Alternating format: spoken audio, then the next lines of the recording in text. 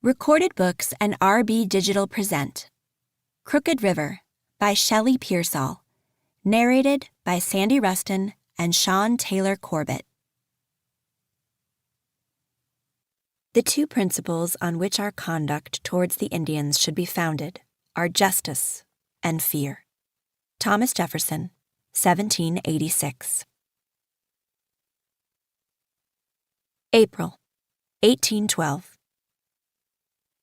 It is the time when the leaves are small on the trees, too small for hiding. The Gitche Moko Manag, white men, hunt for us. Run, I whisper to Little Otter. Run like a fast-melting spring river. Do not look back. Run. He is quick, Little Otter, and slips like a soft fish through their hands. But 10 Claws and I are not so lucky. One snap of the white man's gun, and he is dead. I am caught. Chapter 1. Pa never told us he would capture an Indian and bring him back across the river. Never breathed a word that he would march an Indian right into our cabin and make him a prisoner while we were gone away. Only thing he told us was that he was going across the Crooked River to see about a few savages who were causing trouble. Now, if our poor Ma had been alive, I don't expect he would have ever dared to do such a shameful thing, not if she had been standing in the doorway with her Bible clutched to her chest. He wouldn't have. But Ma was gone, and me and my sister Laura had set out in pouring rain to help the Hawleys, who had all taken sick with a fever. The Hawleys lived up the road from us, where it was mostly uncleared woods, and truth to speak, they were the kind who were always falling sick, or getting bit by a snake, or being thrown off their miserable horse. Never should have come out to the Ohio frontier in the first place, Pa often said. We had been on the frontier for nearly 12 years, so we were as seasoned as salt. The Evans family, who lived in the opposite direction from the Hawleys, had come from Vermont not long after us. Right past the Evanses' log house was old Vinegar Bigger's cabin. He was as old as the saints, folks said. And if you kept on going, past Mr. Bigger's cabin, past the woods where the pigeons were fond of roosting, past the muddiest part of the road, past a thicket of greenbriers on your left, you would reach the small settlement on the Crooked River. It had about 50 more people who, in late summer, were often as sick as the Hawleys on account of the fevers caused by the swampy river. "You comin', Laura?" I hollered, as we made our way toward the Hawleys' cabin.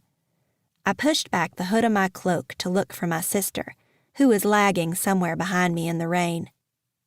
Laura was 17, 4 years older than me, and she had always been big for a girl.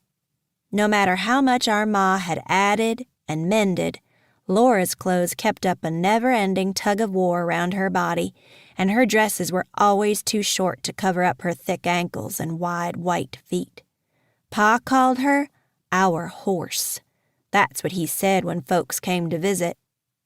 "This here's Laura, our big horse," he'd laugh in that loud way of his. "Gonna have to turn her out to pasture if she keeps on growing like she is."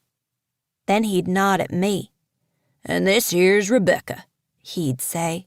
"She looks like her ma did, but she's slow in the head and lazy and don't do a quarter of the work." I was not slow in the head or lazy. But we would just keep our heads down and not say a word whenever Pa was talking to folks, no matter what he called us. Since our Ma had died, me and Laura had only ourselves for company. Our 3-year-old sister, Mercy, was nothing but a babbling pester, and our 2 brothers, Amos and Lorenzo, along with our miserable cousin George, who lived in our cabin, had no use for us except for the 3 meals we set in front of them every day. Breakfast, noonday dinner, and supper. That's all we were to them. Sometimes, after the supper meal was through, me and Laura would sit by the hearth, and if she wasn't too awful tired, Laura would brush the bird nests out of my brown hair, same as Ma had once done. And often, I did Laura's mending in the evenings because my fingers were small and quick, and my eyesight was good where hers wasn't. So that's the way we filled in some of what was missing without Ma.